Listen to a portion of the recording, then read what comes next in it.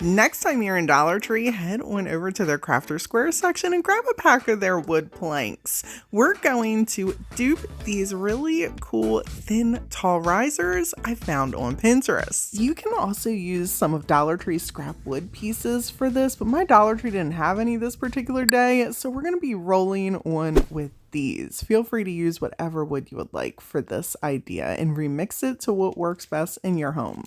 Now we're going to need to attach these joints, so I grabbed my Titebond Quick and Thick and some clamps. I just went one by one, smushing that Titebond Quick and Thick in there and then applying the clamps as I went. And then I allowed this to sit overnight.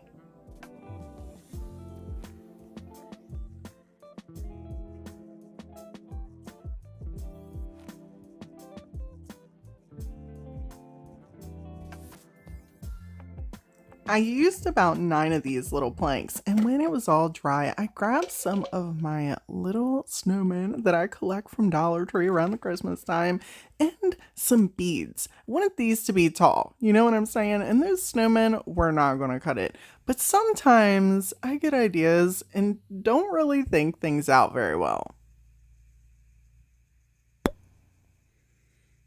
Now what do I do with you? I can't hold you for 30 minutes. Don't worry, your girl rubbed 2 brain cells together and look what I came up with. I just sat these right on top. Okay, like the cool thing about the Quick and Thick is like in 30 minutes, it's set enough that they're together, and then I was able to pop them on the bottoms of the riser with more of that Quick and Thick. I allowed this to dry for about an hour, and then it was stable enough for me to put a layer of paint. Use whatever paint you would like. I'm going with this Antique White by Apple Barrel because it's going to make a nice base for the decoupage tissue paper design we're going to put over top of here. Just make sure to allow the paint to completely dry before you start the decoupage portion, or paint it one color and then use it. You don't have to decoupage, but I decoupage everything if I can. Well, not everything, but it's my happy place, so I like to decoupage. Anyhow, I'm using this beautiful print from my TDS Creative line. It is called Avian Botanicals, and just cutting out a section to go over the top and the front. You could absolutely wrap your paper or napkin, whatever you want to use. You don't have to use this exact paper to be able to recreate this at home and wrap your whole piece. I'm just doing the top and the front. I'm going to be using this medium and one of my TDS Decoupage artist brushes. This is in the fan style, and put a nice layer of this. The cool thing about working with the tissue paper is if you put a little extra medium on there and you're just mindful with your placement, you really don't have too many mistakes to worry about. And I really wasn't worried if there was wrinkles involved in this. I like to take my water bottle and do a gentle spray on the back of this tissue paper for application purposes. It really helps to reduce wrinkles, but like I said, I wasn't overly worried about wrinkles. If you want to just take some Elmer's glue sticks and, you know, glue some stuff, you do you. Okay, I can't do that. Since the side did have some bunching where the wood pieces met up, I just grabbed a little wad of cling wrap and smooshed it down so everything pressed in place together. You want to make sure that your piece is completely dry before you trim off the excess.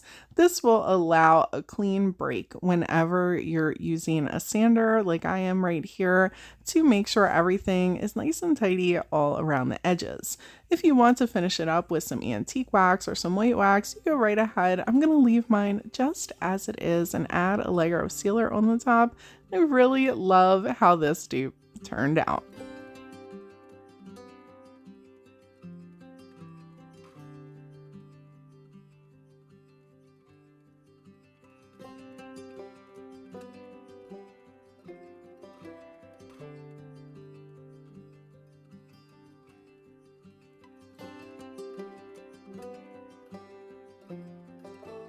Dollar Tree has these large wood hanging pieces, which I thought would be the perfect base to dupe this beautiful piece I found on Pinterest. Now, don't get too excited, people. Mine's not going to be an exact dupe. This is going to be a little inspired. We are going to be required to endure the painstaking task of taking some Type-On Quick and Thick and attaching all these little half beads all around the edges. Okay, I picked these up off Amazon. You guys use whatever half beads you want. I think these were like really cheap and I bought them, I don't even know how long ago. I just figured now's the time. Okay, now's the time. This took me an hour. I saved your viewing time. You got to see it in like 3 seconds. You're welcome. Now, for this middle part, we're just going to use this little metal piece I picked up from Dollar Tree. If you want to actually cover your whole center, pretty sure Hobby Lobby and Home Depot have larger metal sheets. But this, this will work for the vision that I had that I'm rolling with here, because we're going to take these little wood appliques that I have on my website and put them in the corners. You can absolutely do decorative trim all around the piece if you would like, and use square wood dowels and cut them down to size. Completely up to you. Get you a little bit closer to the dupe. But for the design I was going for, I wanted to be a little bit more vintagey and a little bit more cottagey, and thought that the appliques would be just perfect for this.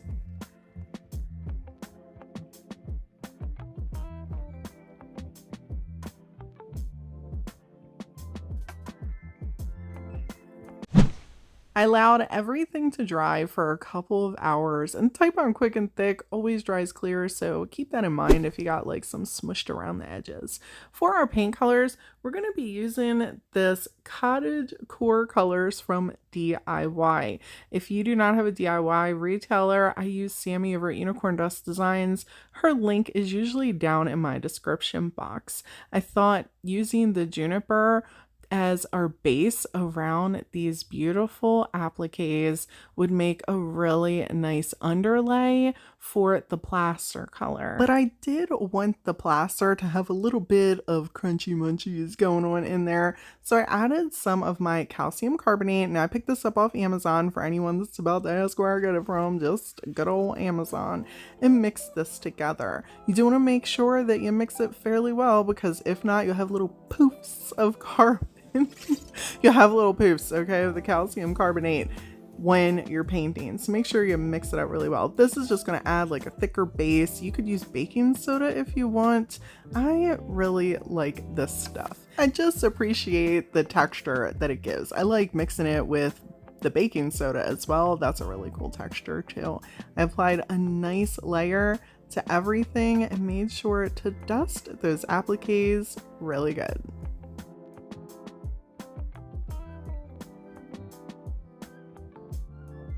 Once my paint was dry, I grabbed a little piece of floral foam from Dollar Tree and cut it down fairly thin so I could attach it right onto the metal piece, and then add some moss and florals right onto the top.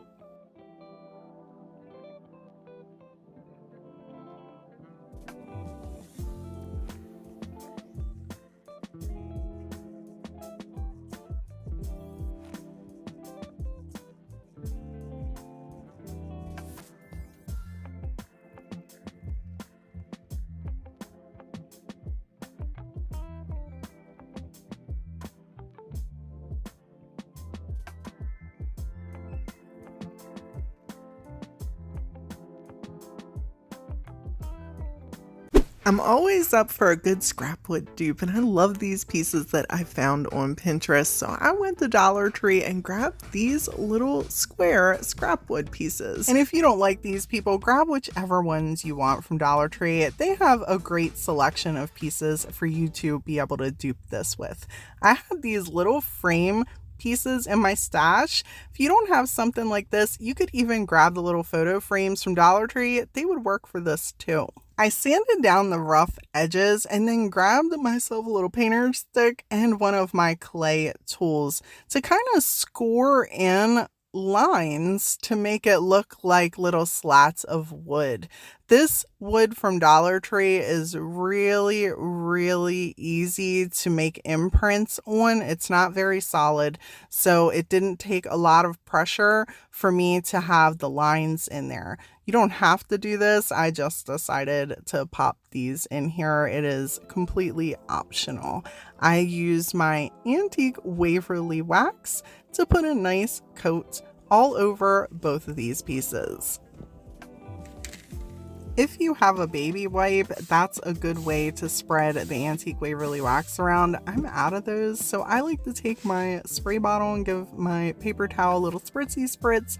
It just helps to thin out the wax and spread it around quickly.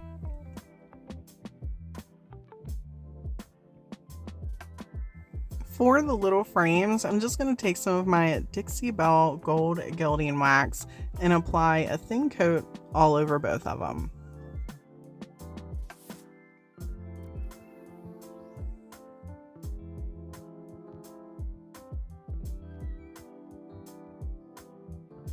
For the center of the frames, I had these little scrap pieces. I think I got these in a pack off Temu.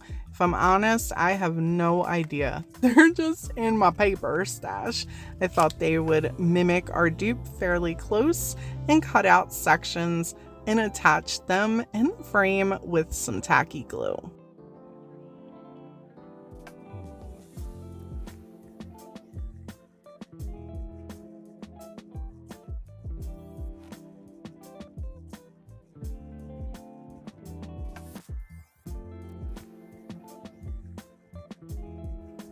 I didn't have to leave the clamps on very long, like 15 minutes, just to ensure that they were down in the place. I add a little bit of greenery on the side. These would look great with a hanger on the back so you can hang them on the wall, but I decided to just stage them as if we were sitting them out and about.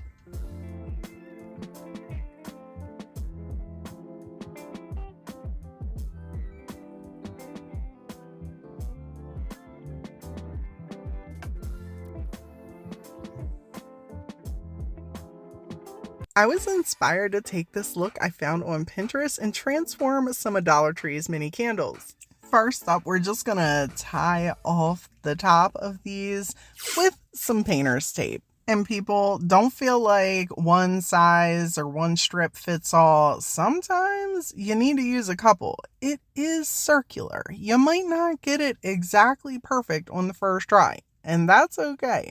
As you can see here, I'm using many pieces to get this fairly straight, so don't feel like you're alone in that. For the paint choice, I'm going to use some of Folk Art's multi-surface and just apply 3 layers, allowing each coat to dry completely before applying the next one.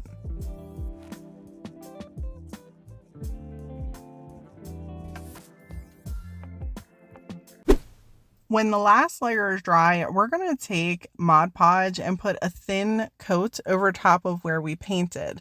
Now, I know what you're probably thinking. Brandy, why do we need to put a layer of Mod Podge over top of this paint? Because we're going to be putting some dry rub on transfers over the paint. And in case you didn't know, transfers work best on top of sealed surfaces. Yes, you can put them over top of paint, but if it's not completely dry, you run the chance of the transfer not sticking down completely and peeling up some of the paint. So always good idea to just put a layer of sealer over before you put transfers down. I took the lace for these and just trimmed along where the paint met the clear glass, and then grabbed some little butterflies and added on here. So this way they matched, but they weren't an exact match. And I think these turned out so high end.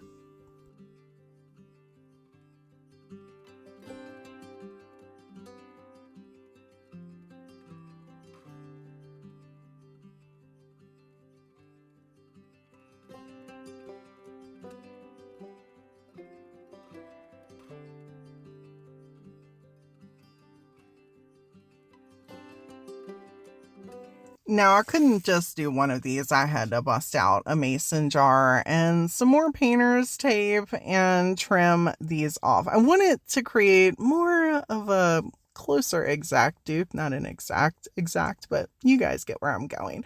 I took some of my Waverly paint. Now, this took me 3 coats on here to get fair coverage. I think it was because the color was kind of light. Usually it's 2 coats for the Waverly that I do on glass, but also I usually use a pouncer for the first layer and then I'll come back with a paintbrush, and I'm out of pouncers right now.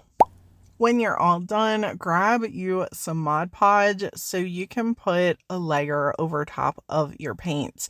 This is again going to protect that paint since we're going to apply a transfer over top of it and allow it to stick really well. Then grab you some transfers. I'm just going to be using some of my TDS Creative Dry Rub-On transfers and picking one of the designs. Absolutely use whatever transfers and whatever designs you would like. This is what I'm rolling with for this project. As I was trimming out this beautiful multicolored floral piece, I thought to myself I really would like to recreate that frosted look on the top part of the glass. So I grabbed some of my folk art varnish and popped a layer all over the whole piece. And then I thought, you know what, let's take this a step further and grab the heat gun and go over it a little bit so we can get some crackle going. Between the Mod Podge and this varnish, both of them are going to give us a little bit of that going on over top the paint. Not necessarily where the glass was, but over where the paint was. When I was happy with that and everything was dry, I then grabbed the transfer and put it right on top.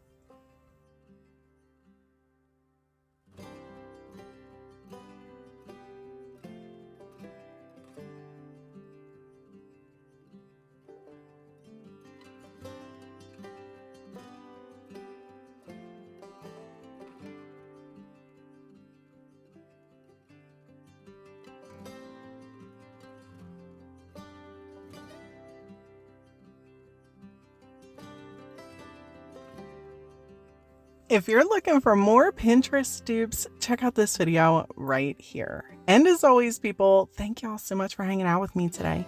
And until next time.